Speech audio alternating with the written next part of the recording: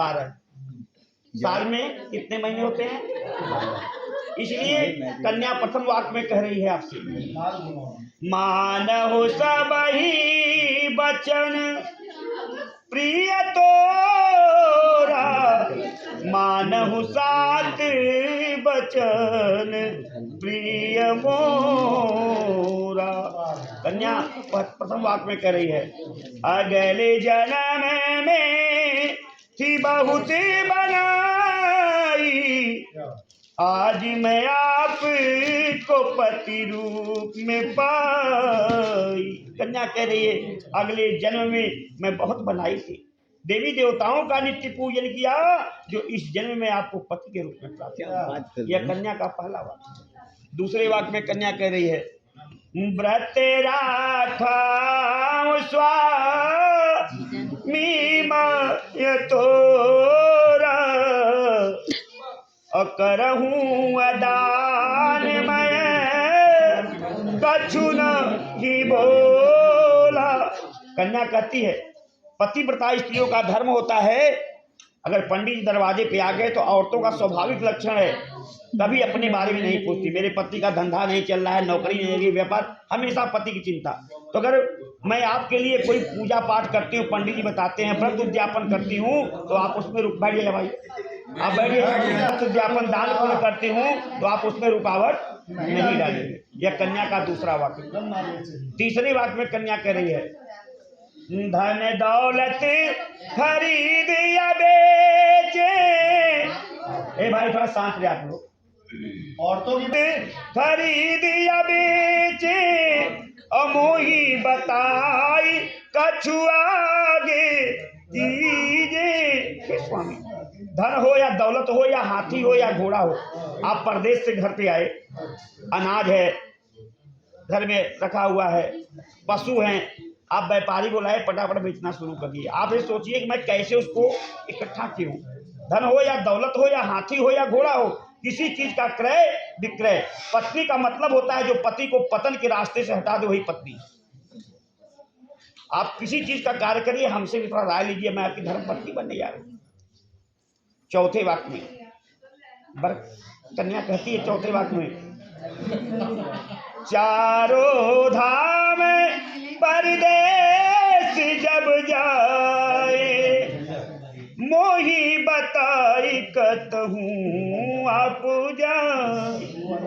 भगवान रामचंद्र जी, सीता माता नहीं थी, सोने का सीता बना ली पूजन करते समय। तो बिना पत्नी में कथम धर्म, बिना पत्नी के गृहस्थ आश्रम का पालन नहीं हो सकता। बिना पत्नी उसको बिना पत्नी कथम धर्म। आज के बाद किसी मंदिर में किसी तीर्थस्थल पे आप जाएंगे तो हमें भी साथ लेके जाएंगे, क्योंकि बिना पत्नी के गृहस्थ आश्रम का पालन नहीं हो सकता। अभी आप एक मंदिर में जाते थे, दर्शन करके चले आते थे, लेकिन आज के बाद किसी तीर्थस्थल पे जाएंगे, पूजा पाठ में जाएंगे, मैं आपकी अर्धांगिनी बन रही हूँ, आप हमें साथ लेकर जाएंगे। यह कन्या का पांचवा वाक्य। छठवें वाक्य में कन्या कह रही है, पांचवें वाक्य में कन्या कह रही है, आप कमाई के जो धन लावे, अभी न पूछे कहूँ ना उड़ावे। कन्या का भाव नहीं हमसे पूछिए, उसका कहना है 100 रुपया कमाए, अभी तक कोई आपके आगे पीछे नहीं था, आप कमाते थे, खाते थे, कोई पूछने वाला नहीं था। 100 कमाइए, 50 समाज में लगाइए। समाज से आप हैं, आपसे मैं हूँ। 50 में 25 अपने माता पिता के हाथों में दें, 25 बचा, उसमें 10 अपने दोस्तों में खर्चा करें, लेकिन आज से 10% मेरा भी बनना शुरू हो गया, वो मुझे चाहिए। यह कन्या का पांचवा वाक्य। छठवें वाक्य में कन्या कह रही है बहुत अच्छी चीज, आप समाज में आभूषण जो पहनावे, और बाद में उतारे उसे न ले जाओ। मंडप पे दिखाने के लिए 8 थान, 10 थान, 12 थान रकम 20 धोती चढ़ गई। जब मैं आपके साथ आपके घर गई एक हफ्ता बीता, बोले बेटा मांग टीका दे दो, दीदी का है, नथिया उनका है, पैजनी उनका है। दिखावा मत करिए, एक ही थान चढ़ाइए मंगल सूत्र की तरह, जो जीवन भर हमारे शरीर पे रहे। उतारा पतारा मत करिएगा, मेरा आपसे ये दुआ। 7वें वाक्य में कन्या कह रही है, कन्या का 7वां वचन और वर का पहला वचन, अगर यही दोनों मान ले तो जीवन में टकराव नहीं होगा। कन्या का 7वां वचन क्या है? कह रही है, घर परिवार सुमंगल पड़ जाई, अभिनुआदेश वहाँ चली जाई, बिनुआदेश। कन्या कह रही है, घर में, परिवार में, पास में, पड़ोस में कथा पुराण जनेऊ संस्कार हमेशा पड़ता है। आप कहीं मार्केट गए हैं, बाजार गए हैं, तो बार बार फोन करके नहीं पूछूंगी जाऊंगी न जाऊं, क्योंकि मांगलिक कार्य परिवार में भगवान सत्यनारायण की पूजा हो रही है तो मैं चली जाऊंगी। लेकिन मैं जब वहां से वापस आऊं तो आप कोई ऐसा शब्द, ऐसा वचन नहीं बोलेंगे, ऐसी अपनी वाणी से कोई ऐसा शब्द नहीं बोलेंगे जिससे मुझे कष्ट हो। अगर आप हमारे 7 वचनों को मानते हैं तब मैं आपकी अर्धांगिनी बनने के लिए तैयार हूं। मानते हैं भाई? मनोस्वीकार लक्षणम। वर ने कह दिया कि मनोस्वीकार लक्षण, मैंने तुम्हारी बातों को माना, मेरे 5 बातों को मानो। तो वर का प्रथम वाक्य क्या है? मैंने कहा था वर का पहला, कन्या का 7वां। वर पहले वाक्य में कह रहा है, माना हो साबही बचन प्रिय तोरा, अमानहु 5 बचन प्रिय मोरा। वर प्रथम वाक्य में कह रहा है, नृत्यवाद उत्सव होई, अभिनुआदेश गमन नहीं होई। कन्या बोली मांगलिक कार्य में चली जाऊंगी, आप रोकेंगे नहीं? तो वर ने पहले वाक्य में जवाब दे दिया, नृत्य माने नाच, उसमें कपूर डालते रहो, बढ़ेगा हमेशा। नृत्य माने नाच। वर ने कहा कहीं नाच गाना हो रहा हो, ऑर्केस्ट्रा चल रहा हो, वहां मत चले जाना। मांगलिक कार्य में तुम्हें सदैव छोड़ दूंगा पूजा पाठ में, लेकिन नाच गाना के लिए मैं तुम्हें नहीं छोड़ पाऊंगा। यह वर का पहला वाक्य। दूसरे वाक्य में वर कह रहा है, दूसरे वाक्य में वर कह रहा है, राजद्वार पिता गृह हुए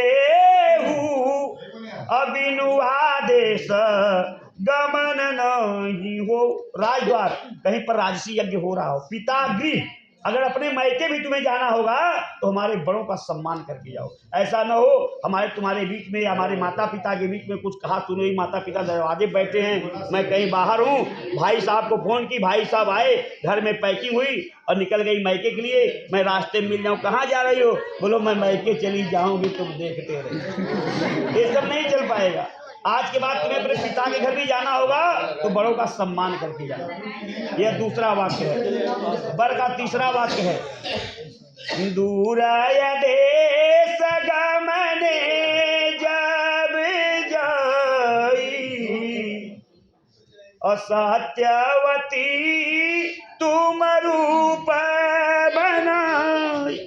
जब मैं कमाने के लिए परदेश चला जाऊं, तुम क्यों व्यर्थ की चिंता कर रही हो? तुम एक बार तुम्हारा गमन हो रहा है ना, मेरा गमन तो बार बार होता है पुरुष का, कभी बंबई, कभी कलकत्ता, कभी गुजरात, कभी वापी, कभी सूरत। जब पहली बार कमाने के लिए जाता है तो रहने के लिए छत मिलता है तो भोजन नहीं, भोजन मिलता है तो छत नहीं। तो मेरा गमन तो एक बार हो रहा है तुम्हारा। आज के बाद दूर देश, जब मैं कमाने के लिए परदेश चला जाऊं, तुम्हें घर में कैसे रहना होगा?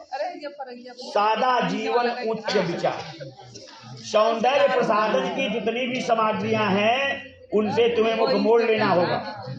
और जब मैं घर पे रहूं तो क्रीड़ा, आमोद, प्रमोद, किसी पराये मर्द से हंसी मजाक सब करो, लेकिन जब मैं घर पे न रहूं तो ये सब चीजों से तुम्हें वंचित रहना होगा। यह वर का तीसरा वाक्य।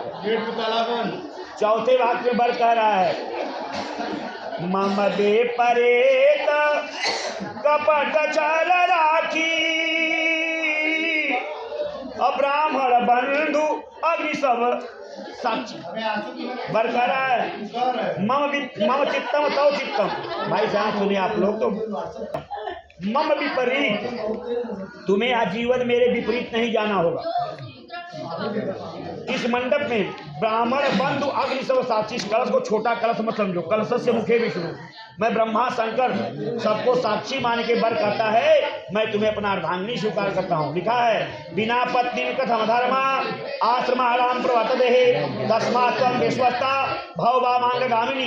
बिना पत्नी के गृहस्थ आश्रम का पालन नहीं हो सकता। हम लोग जिस आश्रम में चल रहे हैं यह गृहस्थ आश्रम है, इसमें सुख पड़ेगा दुख पड़ेगा, ऐसा न हो दुख पड़े तो मैके चली जाओ, सुख पड़े तो मेरे साथ। अभी यह धान का लावा क्यों चलता है भाई, इसका क्या तात्पर्य? बहुत दिन से जो धरी नहीं चल सकती है, लाई नहीं, इसका क्या मतलब है?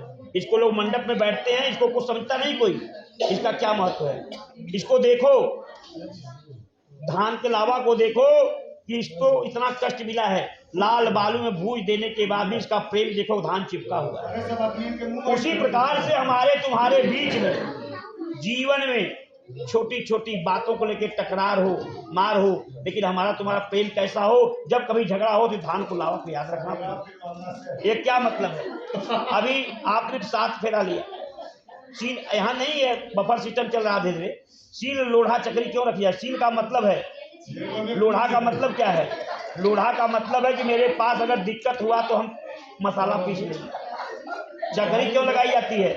कोई दिक्कत होगी तो हम अपना जो है धान गेहूँ उसमें जो कुछ करना है दाल पीस लेंगे। मूसर क्यों रखा जाता है?